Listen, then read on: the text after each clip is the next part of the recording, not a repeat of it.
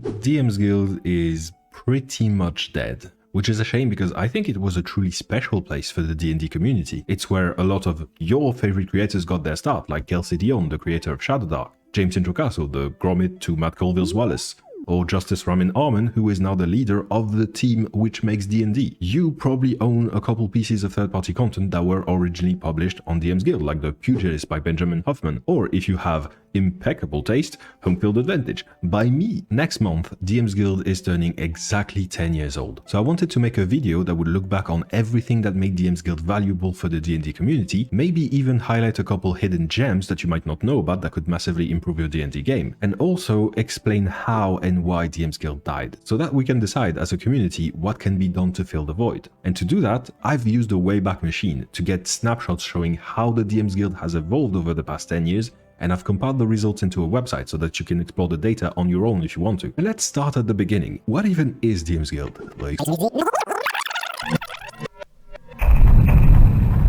The year is 2016. People are walking around trying to catch Pokemons. You're still not sure whether you feel satisfied or helpless after your 50th listen of Hamilton, and this is clearly going to be the worst year of our lives because there's a wave of celebrity deaths and we lose David Bowie, Muhammad Ali, Carrie Fisher and Prince all within the span of a couple months. So clearly, it can't get any worse than this. But while that was happening, D&D's homebrew community was probably having the most important month of its life, because January 2016 is when both the Open Gaming License as well as DMsGuild were open to the public. Before that, for the first 2 years of 5th edition's existence, you couldn't really make third-party content. It's hard to even imagine today because D&D is basically the Skyrim of tabletop RPGs, right? You don't play Skyrim without mods, and you don't play D&D without at least a little bit of homebrew. The entire point of these games is to customize them to create the exact experience you're looking for, and for the first 2 years of 5e, this was not really possible. But now the floodgates were open and people jumped on the opportunity to share their coolest ideas with the rest of the D&D community. And like I mentioned, 2 licenses were published at the same time. The OGL, which is a stripped-down version of D&D, which only includes the mechanics but none of the setting information, and then the DMsGuild, which does include all of those settings like the Forgotten Realms and Greyhawk, and lets you use them as long as you publish on their website, where Wizards of the Coast takes a 20% cut of all sales in exchange for letting you use their intellectual property. This was a huge deal. I know this is going to sound weird to people who live in 2025 and know better, but at the time, working for Wizards of the Coast, working on D&D, was a lot of people's dream job. They figured by sharing their best work on DMsGuild they could get noticed and eventually hired. So already in 2016 we see designers you might recognize, like MT Black, who would later work on Baldur's Gate Descent into Avernus, or James Hake, who would go on to work on way too many things to even list them. But another thing that happened just before that in 2015 was that a bunch of nerdy-ass voice actors had just started playing Dungeons & Dragons every week on Twitch, which means, of course, Matt Mercer has a stranglehold on the DMsGuild for basically the entire year. I don't think I really need to introduce his Bloodhunter or his Gunslinger, because the entire reason I wanted to make this video in the first place was that I've met so many people who only knew about the Bloodhunter and maybe sometimes also the Gunslinger. Those are the only pieces of third-party content that a lot of people seem to know about or to consider using at their table. And I feel that's a shame because there's a lot of really cool stuff out there, and I wanted to share some hidden gems and shine a spotlight on them. But throughout this entire year, there is one title that managed to dethrone Matt Mercer and take his crown, and I'm going to bet you don't know the author. Our Kingslayer's name is Stephen Williams with Ner'zhul's Dungeon Master Toolkit, and it's a pretty surprising one. It's completely free, it doesn't have any illustrations outside of photos the author took of the battle maps he had drawn for his home game. It's filled with good stuff, that's why it got popular. But at the same time, it reads more like someone sharing their GM notes than like a D&D product. This isn't someone trying to kickstart their game design career. This is just a member of the D&D community trying to contribute to the D&D community in whatever small way he could and being extremely successful at it. In a way, there is something beautiful about this. This is probably not going to feature on anyone's list of the greatest D&D books of all time, and that's okay because it's not really trying to. But it's going to feature on my list of the most important D&D books of all time, because back then, this book was controversial within the burgeoning third-party industry. The DMsGuild wanted to be seen as a place for high-quality, premium stuff. The last thing it wanted was to be brought up in the same conversations as websites like D&D Wiki, which were infamous for having terabytes of mostly terrible and unusable homebrew. They wanted to create a narrative that there was a difference between homebrew, that was just amateur stuff you could get for free, and third-party content, that was a different thing altogether, that took expertise to create, that was maybe playtested more seriously and that you needed to pay for because, well, DMsGuild is a business, they needed to turn a profit. In practice, there was barely a difference. If you look at the most professional third-party stuff at the time, like let's say Tomb of Beast by Kobold Press, it had stuff like this. Aridney challenge rating 5 medium fey plus 8 to hit with its bow,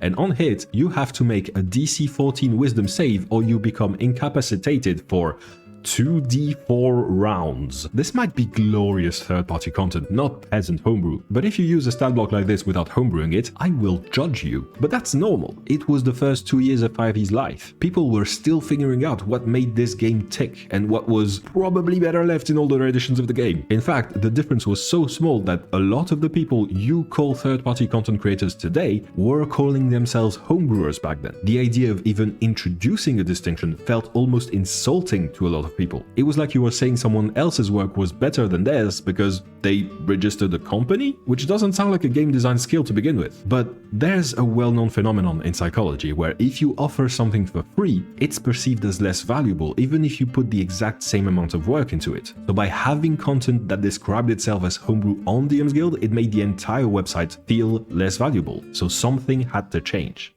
Which brings us to the year 2017. Despacito had just become the most viewed YouTube video of all time. Our beloved celebrities finally stopped dying, to everyone's relief, only to immediately start getting caught to a certain island, which I'm sure we're going to get all of the details about any day now. But this year is also when Wizards of the Coast launched the Adepts Program. The idea was simple. Pick already successful DMsGuild creators like James Introcaso and in a later batch MT Black, both of whom I already mentioned earlier. And then Wizards did everything in their power to help these creators bring prestige to DMsGuild. They gave them early copies of upcoming books, some free art assets, and maybe more importantly, a separate banner at the top of the website to highlight them and encourage the rest of the community to put as much effort into their third-party content as these DMsGuild adepts. This was, as far as I can tell, the closest thing to a good intention you could possibly get out of a multi-billion-dollar corporation. In theory, everyone would win. The D&D community would get higher quality content, creators would get to go full-time, the DMsGuild would gain status, and Wizards of the Coast would both nurture the very talent pool it was hiring from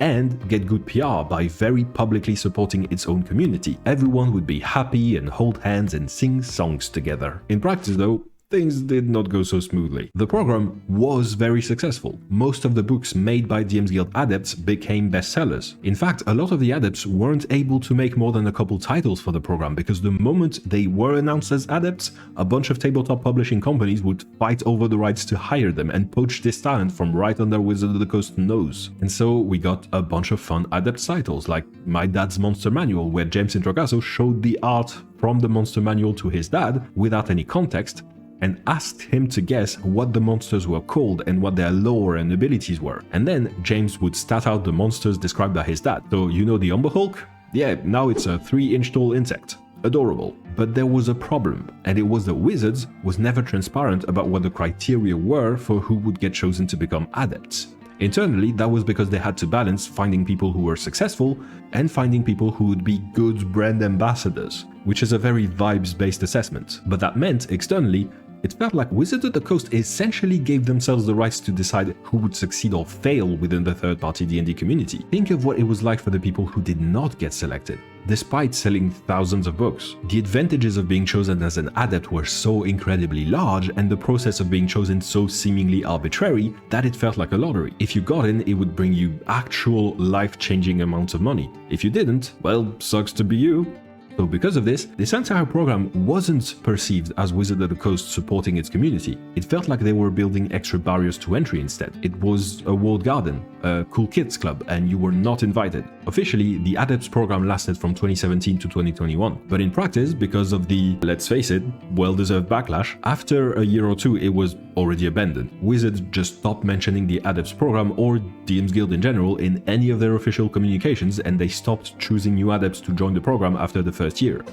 We're getting thrown out, you you idiot, that's what's happening. In that exact moment, in 2017, Wizards of the Coast management team went from if we help the community, it's going to look good for us, to this is a PR nightmare waiting to happen. Screw the community, let's never do anything for the community ever again. I wonder if this is going to be important later. But for now, let's move on to the year 2018. Spider-Man does not feel so good right now. People don't like Hamilton anymore, and there's a new website called TikTok where kids are eating Tide Pods and dancing to Drake, which I'm sure will age very well. But maybe more importantly, in a small corner of France, a young flying eyeball construct is running his first game of D&D. Look at him with his 19 pages of prep for a 2-hour game. What an idiot. But yeah, this is when I personally got into D&D, so very soon I'll finally be able to talk about things I experienced myself instead of doing what I've been doing this entire video so far, which is sliding into the DMs of dozens of third-party creators who were around at the time so I could beg them for details. Now, the Adepts Program was a bit of a train wreck, but it was a very successful train wreck. For better or worse, the quality of the stuff you could find on DMsGuild did get a huge bump as a result of people being, well, sort of desperate to get picked by the program. Which means for the next couple years, before the next big thing happens, I get to talk about really cool books instead of about industry drama. So, welcome to what is essentially the golden age of DMsGuild. If I had to pick just one title to talk about for the year 2018, and I do because someone's gotta edit this video, and by someone I mean me, this would be the one. Faiths of the Forgotten Realms. You know how cleric subclasses are named after domains like the Life domain, the War domain, the Tempest domain, etc.? The idea was to make sure that those subclasses could be used in any D&D setting, regardless of what your actual pantheon is. Well, these three people saw that and went, that's cheap, spineless, a masterclass in not trying hard enough. So they took a list of 50 deities from the Forgotten Realms and made one cleric subclass for each of them. And then they went, well, that's pretty impressive, but we're not cowards. We don't quit while we're ahead. We don't make life decisions based on fear and anxiety. And so they made another 50 subclasses, but for paladins this time. Oh, and then for good measure, they added 180 new spells, each themed after a specific deity, like Jurgle's Mindspike or Tolona's Blessing. And then they made a volume 2 years later with like the Dwarven Pantheon and a Drow Pantheon, etc. This is exactly the type of book that can basically only exist on DMsGuild. It taps into the official settings lore, so you can't just use the OGL to do it, but it's also something pretty niche and super high effort, the kind of stuff that Wizards of the Coast would probably not want to make by themselves. Now, did I choose to highlight this book because cleric is my favorite class and I'm heavily biased? Anyway, we've got to move on. Look at the time, it's already the year 2019. Elon Musk just revealed that he forced a bunch of engineers to actually build the car he drew as a kid. Movie theaters are experiencing their last good year ever, and our breath is being taken away by Keanu Reeves, and also COVID. We're still very much in the golden age of DMsGuild, and there's so much stuff I want to talk about here, because this is when I personally fell into the DMsGuild rabbit hole and started buying a bunch of stuff. If you look at my videos, a good half of them are about monster design, and I think this year might have been my gateway drug, because just within this 1 year, we've got Monster Loot by Adam Gregerson, which gives you unique items to throw at your players for every single stat block in the monster manual. Then there's Uncaged, an anthology of adventures written by women about female monsters like the Medusa and mermaids, which gives them more depth than they were afforded by D&D's writers back in the 80s. There's Adaptable NPCs by Grim Press, which gives you a bunch of NPCs with lore and stat blocks that you can use for your campaign's quest givers, your mentors, and of course your antagonists. And then there's the Monster Manual Expanded by Dragonix, which takes every single stat block from the monster manual and creates a bunch of variations, either at different challenge ratings like the Young Behir or the Elder Behir, or with different roles so that you can turn them into a faction like the Doppelganger Assassin or the Doppelganger Dark Whisperer. Looking back, this must be the exact moment where I became the monster design guy and started demanding more out of my monster manual. At this point, the Adepts program is pretty much dead and gone.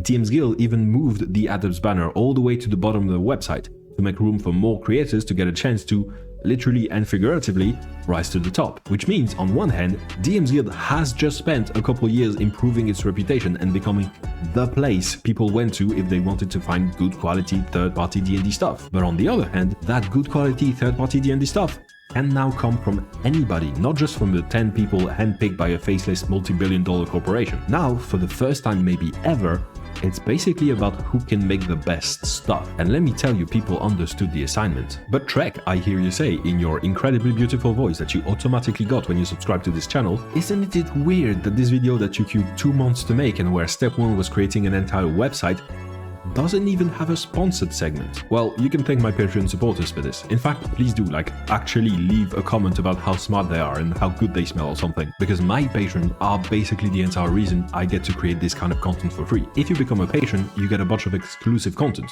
More about that at the end of the video. And just like that, we've made it to the year 2020, the year that lasted a century. Right now, while you're stuck at home probably playing the early access of Baldur's Gate 3, your weird uncle is holding toilet paper, the EU's weird uncle is packing up his things, and then Netflix shows up and reminds us that it has the weirdest uncles out of anybody. But while somehow nothing and also all of the things are happening at once, people are still making cool stuff. One book I especially wanted to shout out was The Armorer's Handbook by Heavy Arms. I've been making videos for a couple years now, and because my videos are often about bringing new systems into 5e like mass combat or vehicles, every now and then I get a comment asking me if I ever plan on making a crafting system for D&D, and I don't, because I've been using this thing at my table for longer than this YouTube channel has existed, and it's honestly just so good at what it does that I've never needed to even think about what crafting system I would want to make. Imagine you have a character who has inherited a sword from their father. It's super important to your backstory, you would never let go of it, except, oh look, you've just gone to your first ever dungeon and there's a shiny +1 sword. Guess you're throwing that piece of junk from your dad away and you're never gonna look at it again. The whole idea of the Armorer's Handbook is that it fixes that by letting players spend ungodly amounts of gold to slowly improve their weapons and armor, and turn them into magic items by slotting in gemstones with various magical properties. This turns gear into a project that will take an entire campaign to complete. Often, I've seen players get emotionally attached to the gear they create with this. They give it a name, they describe what it looks like, etc.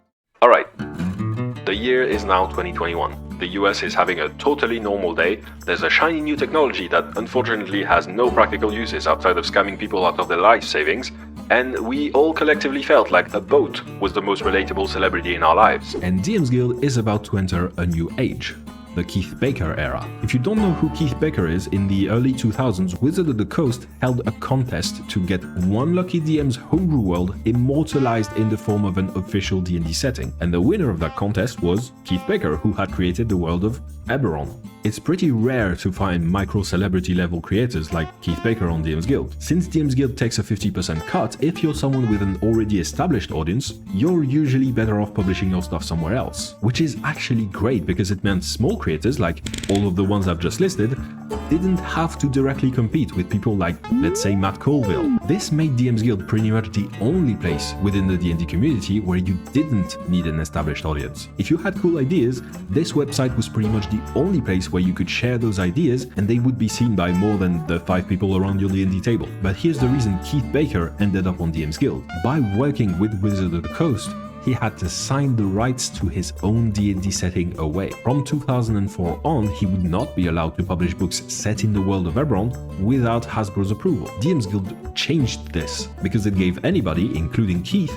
the rights to publish something for Eberron, which meant, for Keith, DMsGuild ended up being the only place where he could expand upon the world that was his entire life's work. So of course he took that opportunity the moment it presented itself. And this started a bit of an arms race. See, the thing is, Keith brought a lot of people to DMsGuild. People would show up for his content, but then they'd spot something else, like, ooh, Playing Dead, a book of subclasses themed around undeath, like an undead barbarian. That's super cool, I'll go pick that up too. So now, more than ever before, if you were a designer, it was extremely important for your book to stand out. You couldn't just show up with a book that looked like this in a marketplace that looked like that.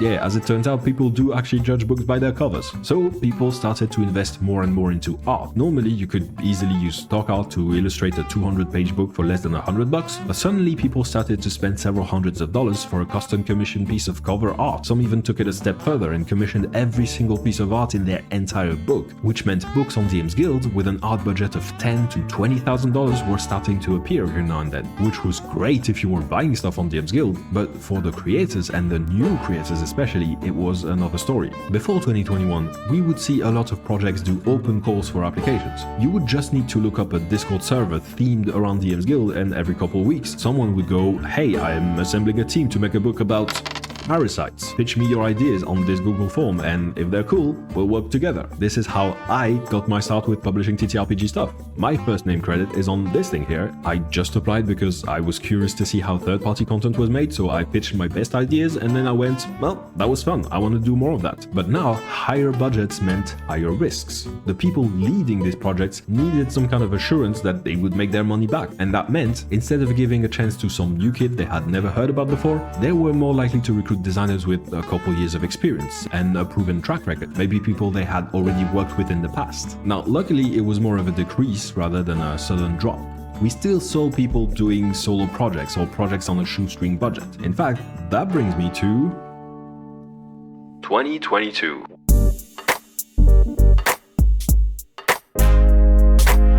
We're all running up some kind of a hill. There's a new non-profit organization called OpenAI, and it's definitely going to stay a non-profit forever.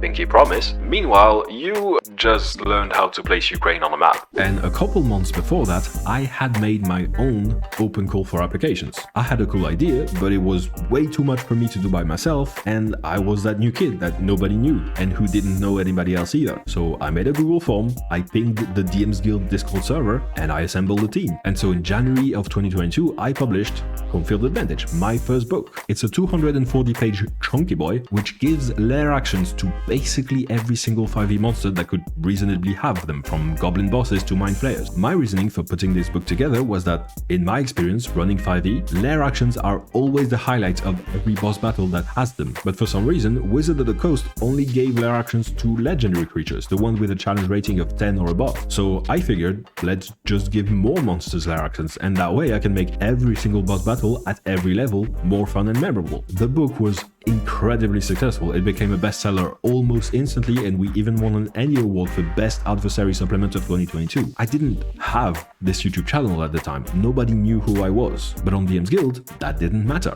The only thing that mattered was, do I have good ideas that people want to use at their D&D table? I cannot stress enough how unique that is. Everywhere else, you need to build yourself an audience, run a newsletter, a YouTube channel, do some kind of social media community management. And I can't tell you how many people I've met throughout the years who were making great quality homebrew, the type of stuff that I would pay good money for, but who found self-promotion to be icky, so they didn't want to do it. No game designer who is passionate about game design wants to be known as that one game designer who's really good at marketing. Take it from someone with a somewhat successful YouTube channel. If you want to make me feel like I'm an imposter, make me feel like my work is actually mediocre and I'm only carried by the fact that I have a pretty deep voice that makes people implicitly believe anything I have to say, you should subscribe and like this video. It will ruin my day, fill me with existential dread. You have that power over me. Please use it irresponsibly. This is what I wanted to convey with this video. It's that, yeah, DMsGuild had its flaws. We've talked about a bunch of them in this video, but it acted as a cradle for the D&D community, the first step of a staircase. It did, for me, what it had already done for hundreds of others before me. It gave me a path from, this is a fun little side project I'm doing during quarantine because I'm bored, to doing game design full-time for about 4 years now. If you have a TTRPG book on your shelf right now that was published within the last 10 years, open the credits page. I'm willing to bet that at least half of the game designers on there will be people who wet their feet on DMsGuild. Here's the credit page for Drawsteel, for example, and here's how many of these people started on DMsGuild. This place was important, and it's also about to die. There are so many stories I could talk about from 2022, like how the DMsGuild started to sponsor Ginny Di, DMsGuild, Dungeon Masters Guild, DMsGuild. And every single title she talked about went from forgotten to #1 overnight. That's why she always carries a sword, by the way. It's so she can knight people with it. Or how Ben Huffman and Ross Leiser put together what is probably my favorite compendium of player options in all of 5e with the Ultimate Adventurer's Handbook. Or how Uncaged Goddesses gave the Guotoa, my favorite monster, the best level 21 shot I've ever run. But all good things must end. That summer, in August 2022, during a D&D Direct, Wizard of the Coast announces 1D&D, the newest, coolest version of the game. 2 weeks later, they put out a survey to gauge the community's reaction to it. In that survey, I answer, hey, so this new edition looks cool, but you should probably make some kind of a public statement about how you plan to keep on supporting third-party content with this new version of the game. Otherwise, people might start to think you're trying to pull the same stunt you did back in 4th edition. You know, where you killed the third-party license and D&D almost died because of it? Which would be stupid, of course. Nobody would be dumb enough to do that. Ha ha ha ha ha. Anyway, yeah, just please make a statement to reassure people, because, you know, change is always scary, people might get worried if you don't say anything, so might as well communicate clearly that your intentions are good and avoid some unnecessary drama. Okay, bye! Anyway, let's move on to 2023. You've just spent your last gaming session romancing a bear. The Barbie movie catches everyone by surprise by being way better than anybody had anticipated, and Hasbro catches everyone by surprise by being way worse than anybody had anticipated. At this point in our little story, D&D feels too big to fail. Between Baldur's Gate 3, Stranger Things Season 4, the D&D movie due to release in March, and of course Critical Role going strong as ever, the player base is growing exponentially year after year, and it looks like for the game's 50th anniversary, we might just see D&D become mainstream, but Fate had other plans. And by Fate, I of course mean the shareholders at Hasbro. Remember when, after the Adepts Program, Wizard of the Coast went, if we help the community, it's going to look good for us, to screw the community, let's never do anything for the community ever again. Well, we're a couple years later now, and D&D's leadership has had this worldview since then, and it has fermented. At this point, the board has convinced itself that third-party publishers are leeches, who are stealing sales from them. They've completely forgotten about the whole thing where D&D is Skyrim but for tabletop RPGs, where the entire reason the game is popular is that it has this whole ecosystem of homebrew so that people can customize the experience for their table. They only want people to care about the base game, not the community content around it, because, well, they only make money from the base game. So what do? They attempt to pull the license people were using to make third-party content, the OGL. This does not go well. The entire D&D community rallies behind the indie publishers. People cancel their D&D Beyond subscriptions by the tens of thousands. For the entire month of January, Wizard of the Coast is in damage control mode, and eventually, they give in. They rush to release D&D under Creative Commons, a license they will never be able to take away, which is their way of basically begging for the community's forgiveness. This was the month I was supposed to start my YouTube channel, by the way. I had to delay my launch just because I didn't want my first videos to be about drama. This is probably the biggest blunder in D&D's history. In the span of a single month, because of entirely avoidable self-inflicted mistakes, D&D loses virtually all of the goodwill and all of the trust of its community. And even after giving in to the community's demand, they never really got it back.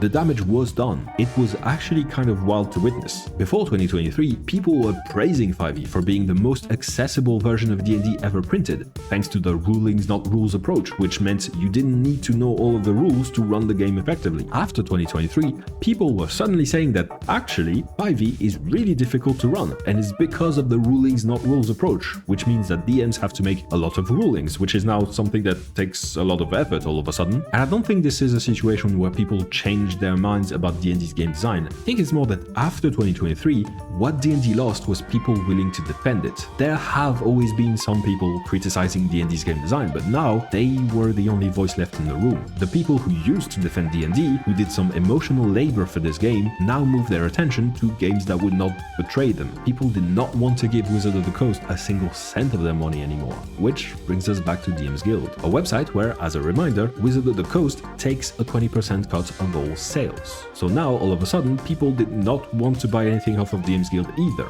From what I've seen from the inside, there were about 4 to 5 times more people on DMsGuild in 2022 than in 2023, and the website has not recovered since then. In a sense, if this video is about the history of DMsGuild, I think that history might have ended on January 13th, 2023, on the day when Wizard of the Coast told the D&D community that we won, and so did they. Except they lost us, and we lost this place that was so unique, the only place where you didn't need to be a silly YouTuber or a marketing expert in order to just share cool ideas with the rest of the D&D community. I don't have much to cover for 2024 or even 2025. For example, here's what the most popular titles looked like on February 2022. 4 new titles just in the top 10. And here's what it looked like in July 2025. Not a single new title in the top 50. So this begs the question, where do we go from here? I have spent the past 3 years building this YouTube channel already, so I'll be fine, but what about the people who will come after me? If you're watching this right now and you have a bunch of really cool ideas, where do you put them?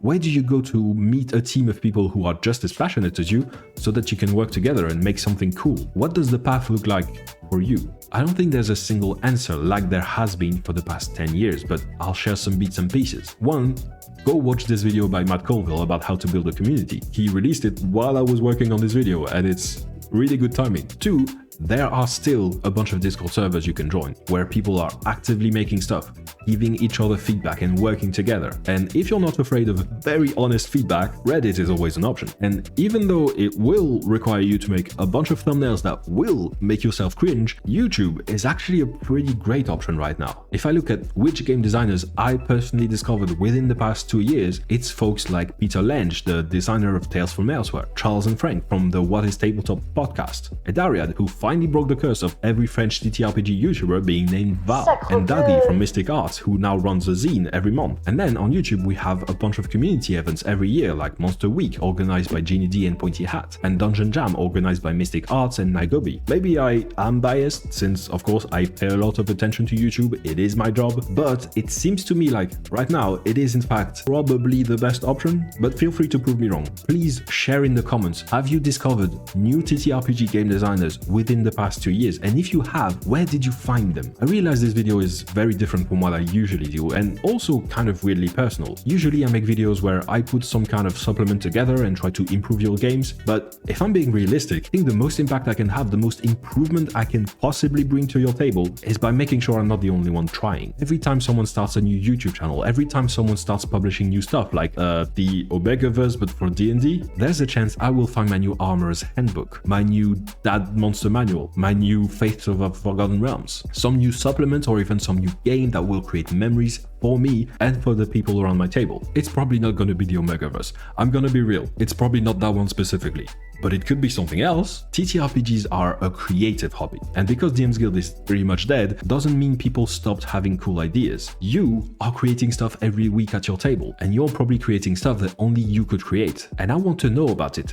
Give it to me. I want to see it. If you're interested, in about a week, I will be running a private Q&A stream with my Patreon members, taking questions about publishing, marketing, game design, whatever you want to learn about. The links to my Patreon and to every book and YouTube channel I've talked about today are in the video description. Hope you enjoyed this very weird video. Okay, bye!